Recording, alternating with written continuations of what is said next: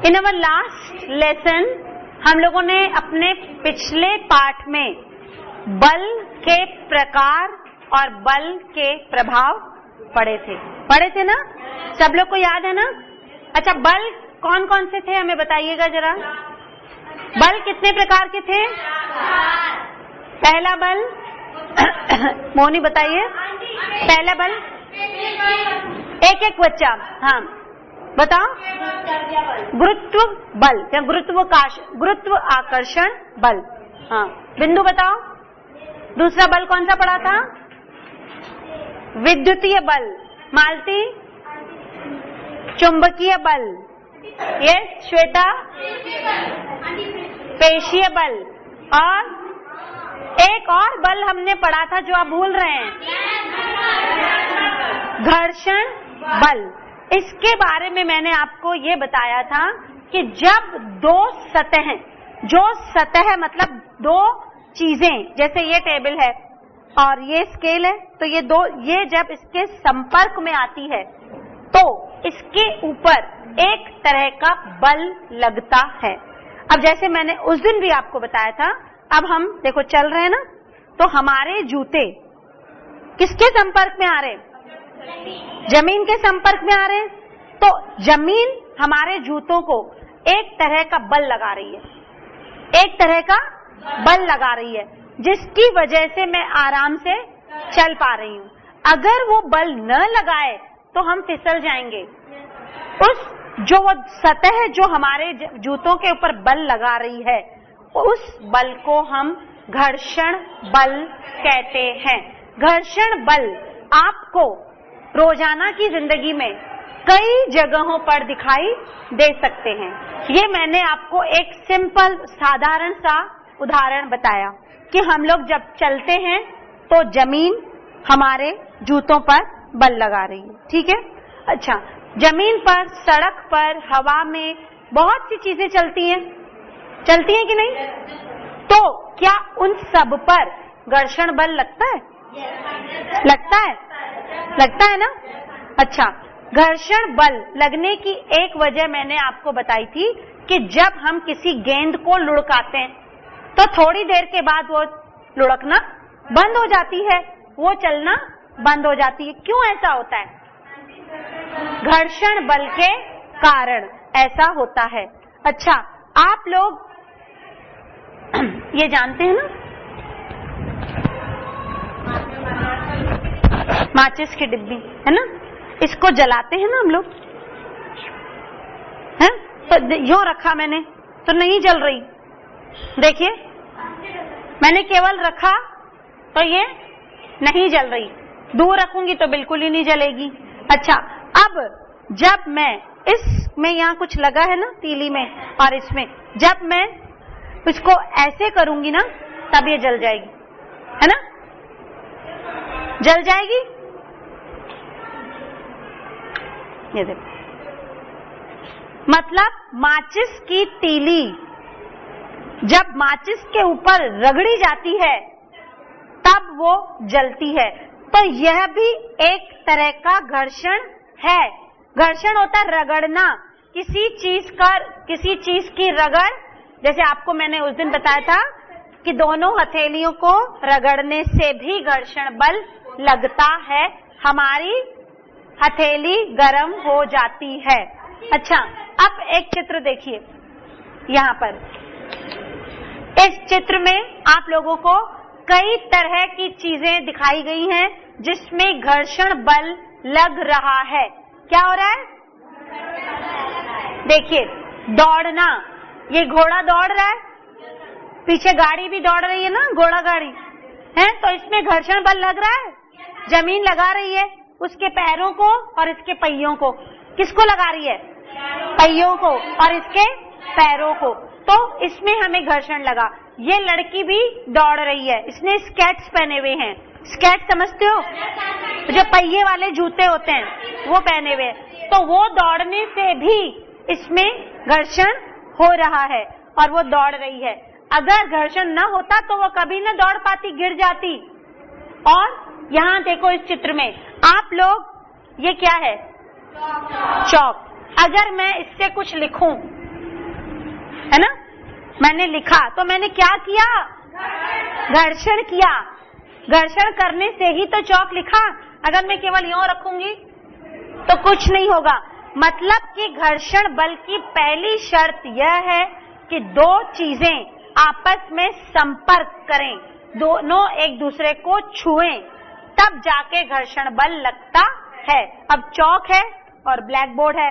अब जब इस चौक ने ब्लैक बोर्ड को छुआ तब इसमें घर्षण बल लगा, अगर नहीं छूती तो नहीं लगता। जब माचिस की तीली ने इसके इस जगह को छुआ तभी घर्षण बल लगा, और जब घोड़ा जमीन पे दौड़ता है तब घर्षण बल लगता है। अगर उसका पैर यो ऊपर है तो घर्षण बल नहीं लगता है। अच्छा, ये साइकिल चला रहा है लड़का, ये भी घर्षण के कारण है। जो ये रिक्शा चलती है ये भी घर्षण होता है। दो सतहों का आपस में संपर्क होता है। और जो हम कॉपी में पेंसिल से लिखते हैं ये भी घर्षण है, हो रहा है। इन सब चीजों में हमें घर्षण बल का अनुभव हो रहा है। तो हम घर्षण बल की परिभाषा क्या लिखेंगे? किन्हीं दो सतह के संपर्क तलों के बीच गति का विरोध करने वाले को घर्षण बल कहते हैं। क्या लिखेंगे? किन्हीं दो सतह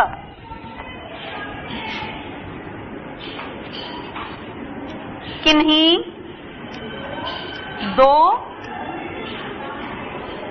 सतह के संपर्क तलों के बीच, सतह के संपर्क तलों के बीच गति का, यस पिंकी बोलिए, हाँ, गति का विरोध करने वाले बल को घर्षण बल कहते हैं।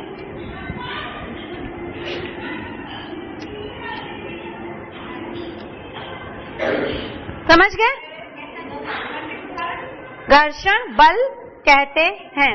ये तो है हमारे घर्षण की।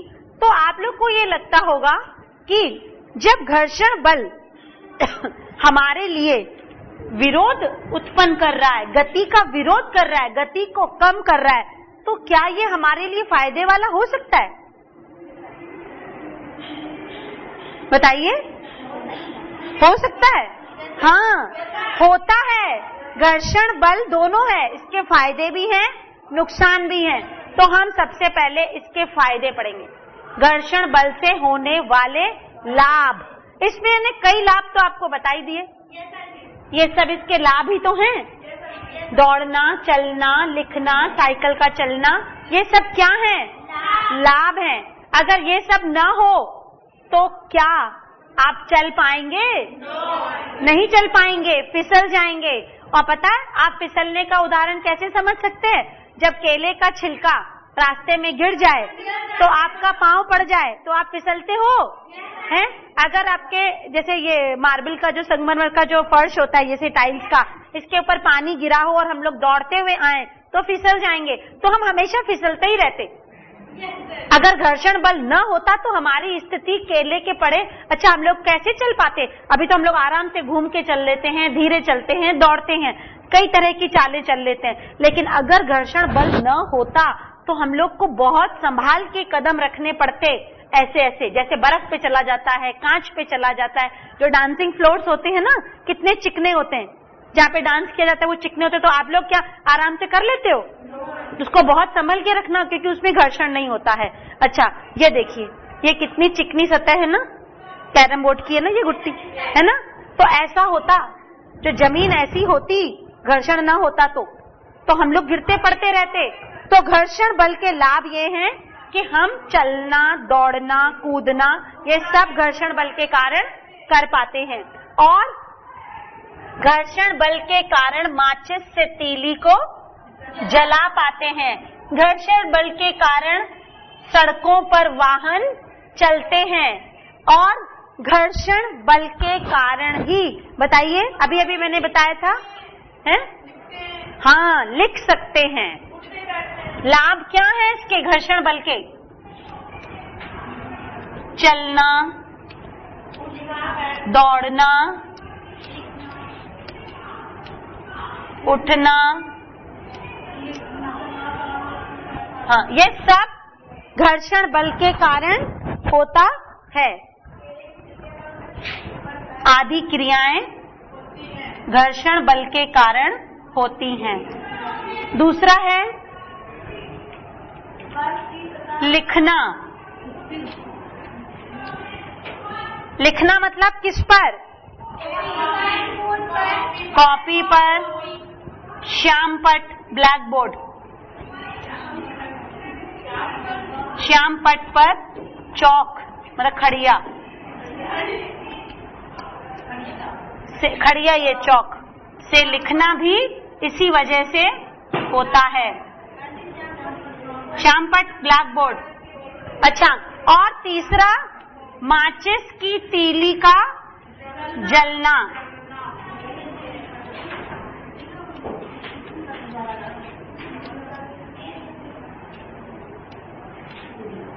चौथा वाहनों का सड़कों पर चलना या दौड़ना।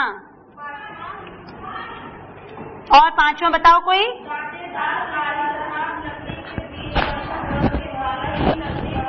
हाँ, आप लोगों ने चाकू से कभी फल काटा है?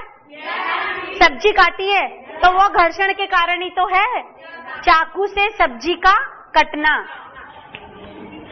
और आड़ी से पेड़ का कटना। अगर पेड़ ही नहीं कटेगा तो फर्नीचर कैसे बनेगा, घर कैसे बनेंगे, है ना? तो घर्षण हमारे लिए बहुत काम की चीज है। चाकू से फल काटना, पेड़ों का आड़ी से काटना, इसकी लिस्ट बनाने लगेंगे ना तो बहुत लंबी लिस्ट है। घर्षण बल के हमें बहुत सारे लाभ होते हैं। अच्छा, अब इसके बाद हमें ये पढ़ना है कि इतने सारे हमने आपको लाभ बता दिए, इसकी क्या हानियां भी होती हैं? होती हैं? होती है ना? हाँ, अब हानियां गिनाओ इसकी। घर्षण बल से हानियां बताइए क्या होती है? हाँ, टायरों का घिस जाना। देखो, जो जो लाभ हैं उनको देखिए। जैसे ये है वाहनों का सड़कों पर चलना।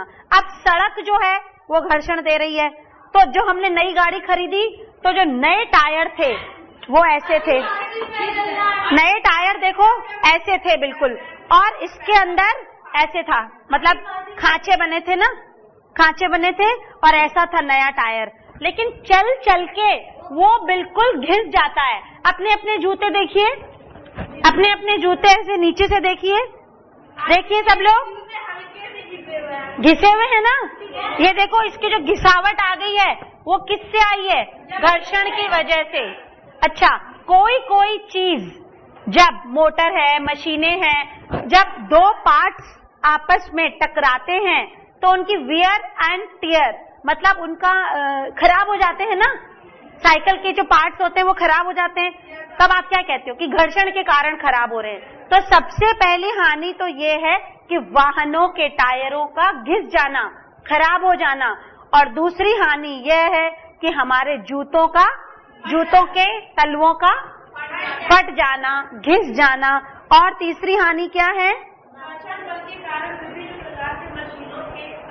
मशीनों के कल पुर्जे, मशीनों के पुर्जे टूट जाते। कोई मशीन आप बहुत दिनों के बाद चलाते हैं, जैसे चलाना शुरू करते हैं वो टूट जाती है रगड़ खा खा के। स्कूटर में भी तो किक मारते हैं तो खराब हो जाती है। जो नया नया स्कूटर होता है तो खराब नहीं होती, लेकिन बाद में खराब होने लगती है। तो ये सब घर्षण की हानियां हैं।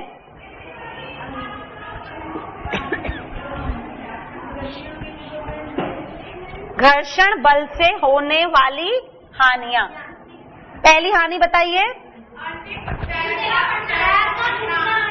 टायरों का घिसकर फट जाना। नया टायर डलवाना पड़ता है। अगर नया होता है, जूतों का फट जाना, घिस जाना, उसका भी यही होगा। और तीसरा, मशीन के कल पुर्जे, कल पुर्जे क्या होते हैं? पार्ट्स। कल पुर्जों का घिसकर टूट जाना। और बताइए, और कोई हानि है? हाँ, जब आंधी तूफान आते हैं तो हवा घर्षण देती है, हवा घर्षण देती है ना, तो बड़ी बड़ी जड़ों को भी उखाड़ के फेंक देती है, बिल्डिंग्स गिर जाती हैं, झोपड़ियां गिर जाती हैं और बहुत भारी नुकसान हो सकता है। हाँ, आग लग सकती है। गर्मी के दिनों में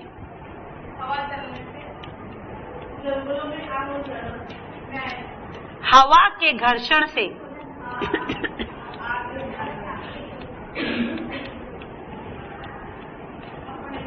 पेड़ों का टूटना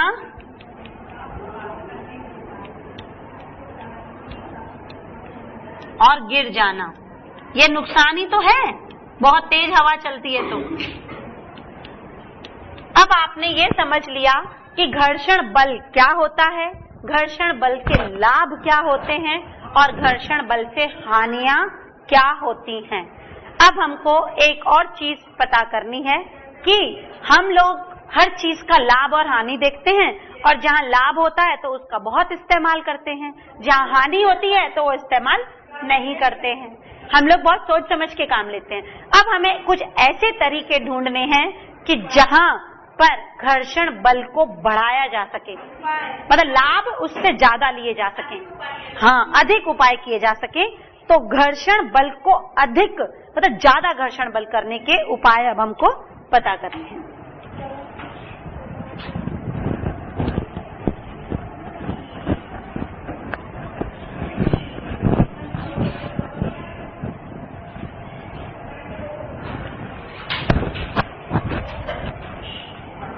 घर्षण को अधिक करने के उपाय। अच्छा, आप सब लोग को मालूम है कि जो खिलाड़ी होते हैं, जैसे आजकल आप लोग भी स्पोर्ट्स की प्रैक्टिस कर रहे हैं, तो आपको बहुत तेज दौड़ना होता है। अगर नीचे से जूते बिल्कुल समतल होंगे, एकदम चिकने होंगे, हैं, तो क्या होगा?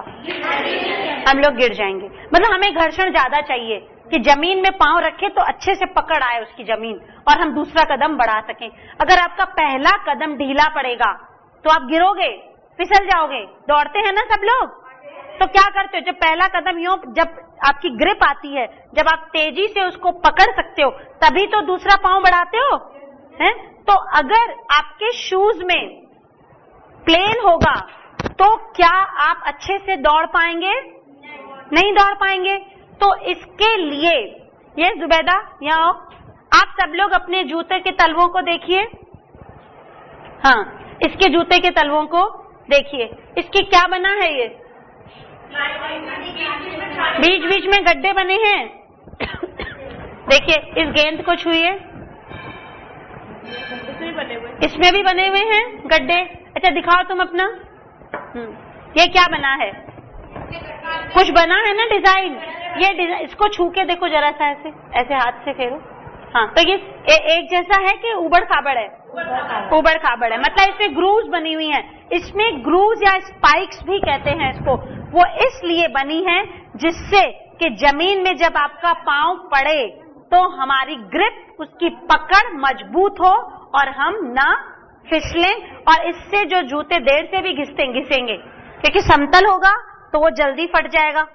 तो जूतों को मजबूती भी तो देनी है ना, रोज रोज तो नहीं खरीदने हैं, तो उसको जल्दी ना फटे, उसकी ग्रिप पक्की हो, इसलिए जूतों की डिजाइन ऐसी बनाई जाती है।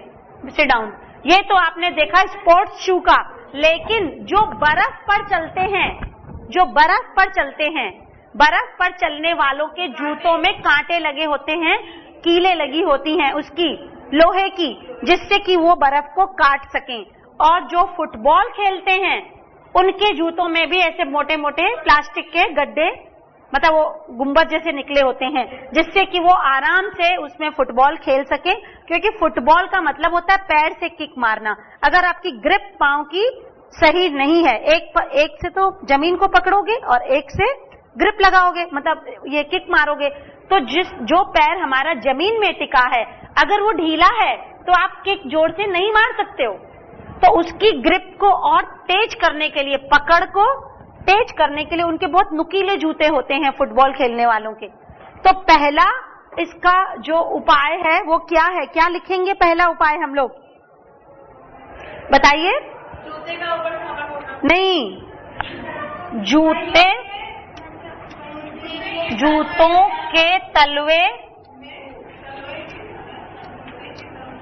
में दरारें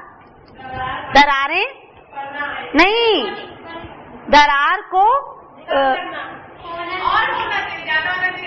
नहीं, तलवे में गुंबद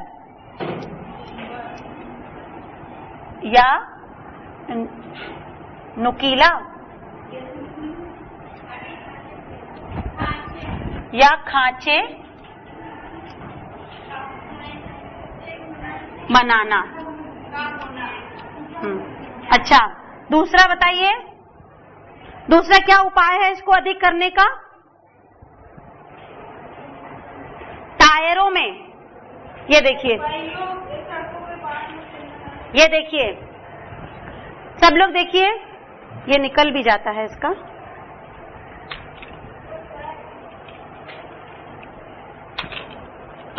ये देखिए, ये वाला देखिए, इसको छू के देखिए, इन सब टायरों के अंदर खांचे बने हुए हैं। अगर हम खांचा हटा देते हैं तो ये ऐसा हो जाता है ना? क्या हो जाता है? प्लेन। ये क्या हो गया? प्लेन। अब हमने, ये क्या था? टायर। अब हमने इसको इसके ऊपर चढ़ा दिया, जैसे ये चढ़ा हुआ है, तो ये ऐसा हो गया। तो जब ये सड़क पे चलेगा तो ज्यादा तेजी से चल पाएगा, और जब ब्रेक लगाएंगे तो फिसलेगा नहीं। तो टायरों के अंदर इस तरह के खांचे बना देना भी घर्षण को अधिक करता है।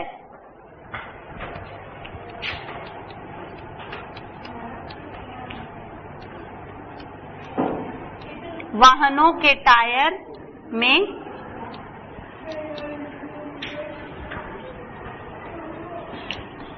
खांचे बनाना। और बताइए, और हम कैसे घर्षण को अधिक कर सकते हैं? चक्की के पहिए और पट्टे के बीच घर्षण बल बनाने के लिए एक चिपचिपा तरल पदार्थ रेजिन काम में लाया जाता है। आप इन दो उदाहरणों को ठीक से समझ लीजिए।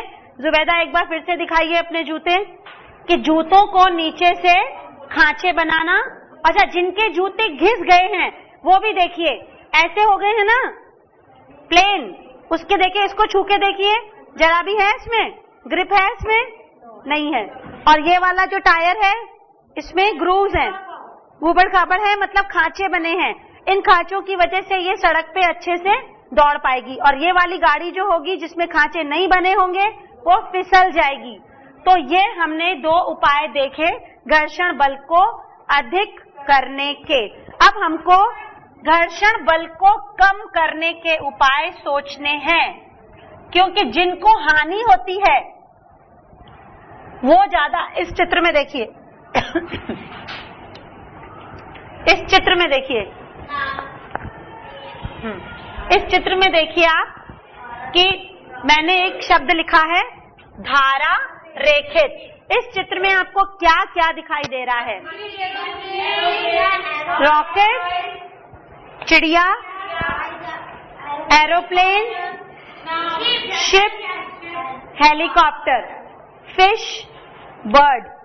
इन सबका शरीर या इन सबका आकार कैसा है? धारा रेखित, मतलब स्ट्रीम लाइंड। ये क्या है? बोट, बोट है ना, सिंपल बोट, इसका शरीर कैसा है? धारा जो पानी की होती है ऐसे चलती है, और इसका शरीर भी, इसका जो आकार है वो भी ऐसा है। आपको मालूम है हवा और पानी भी घर्षण देती है, घर्षण बल लगाती है। जब चिड़िया हवा में उड़ती है तो उसके शरीर को, जो उसका जो आगे का मुंह होता है वो नुकीला होता है, चोंच होती है, और बाकी का शरीर वो कैसा कर लेती है? धारा रेखित कर लेती है, ऐसे फैला लेती है ना, जिससे कि वो हवा को अच्छे से काट सके। हवा को जब काटते हैं तभी तो चलते हैं, जब पानी को काटोगे तभी तो स्विमिंग करोगे। तो वो हवा को इस तरह से काटती है। स्ट्रीम लाइन्ड बॉडी किस किस की होती है? धारा रेखित शरीर, रॉकेट, चिड़िया, एरोप्लेन, जहाज, हेलीकॉप्टर, इन सब की बॉडी स्ट्रीम लाइन्ड होती है, मतलब कि धारा रेखित शरीर होता है, जिससे कि फ्रिक्शन कम होता है, और फ्रिक्शन कम होने की वजह से ये लोग आसानी से वहां पर चल सकते हैं। ये तो पहला था। अब आप लोग कैरम बोर्ड खेलते हो, तो ये कैरम बोर्ड की जो गुट्टियां होती हैं, इसमें हम लोग पाउडर लगा देते हैं, हाँ, जिससे कि वो अच्छे से कैरम बोर्ड पे स्लिप हो और हमारी गुट्टी बन सके।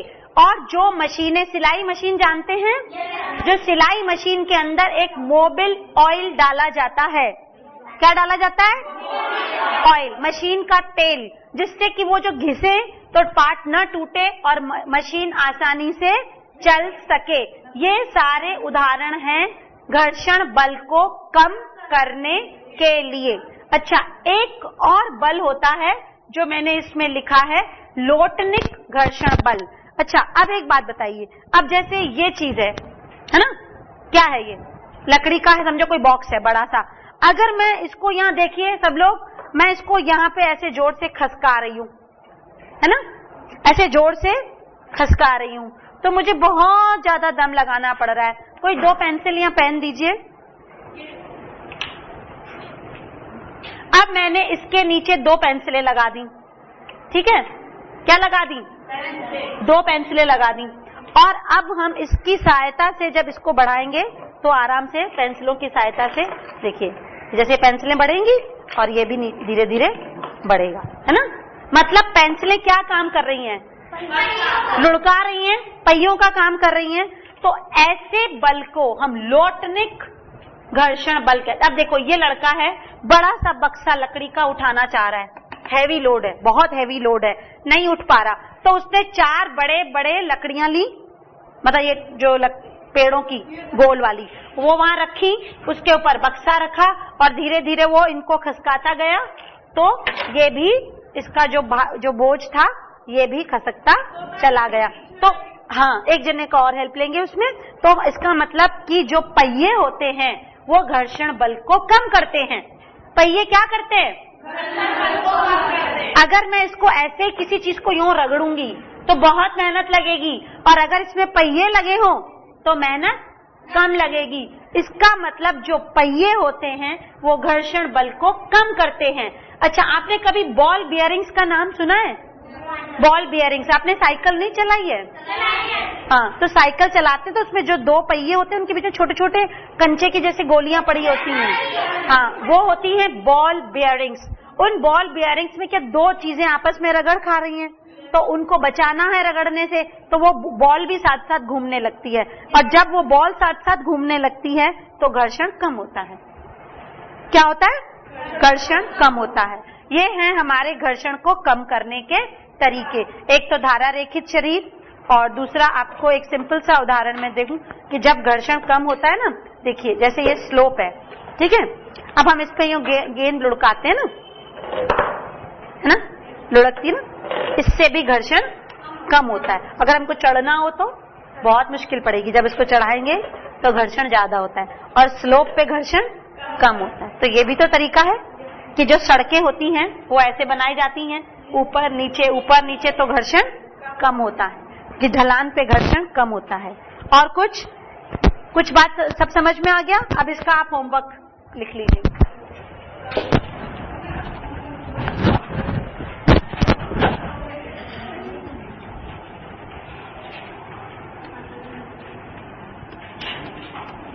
घर्षण को कम करने के उपाय बताइए।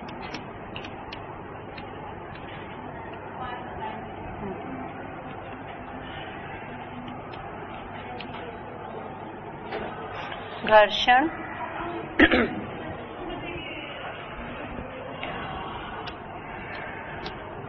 चलने में हमारी सहायता कैसे करता है?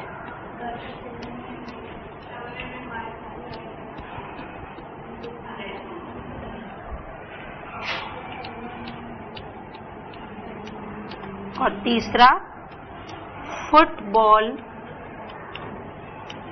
के जूतों में खांचे क्यों बनाए जाते हैं? ये आपका होमवर्क है, ये अपनी अपनी साइंस की कॉपी में कर लीजिएगा। ये होमवर्क है। घर्षण को कम करने के उपाय बताइए।